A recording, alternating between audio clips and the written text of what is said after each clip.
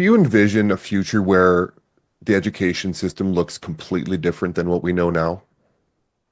And I know it's changing. Don't get me wrong. Like I know what you were doing is changing, or at least it's complementing and supporting the education system, changing to a certain extent. There's programs all around the world that have 180'd their education systems. I know in Scandinavia they're doing a lot of that.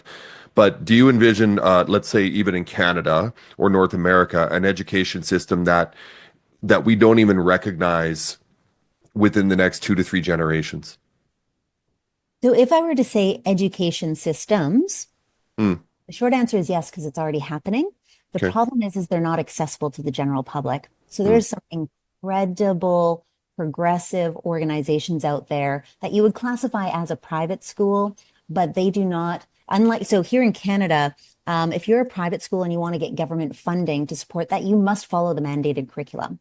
But if you're willing to say, nope, we're doing this all our way. We're going to just stick kids in the woods and it's going to be like full-time boy Girl Scouts and, survivor camp. Then you're not going to get funding. Who do you then have to rely on funding for?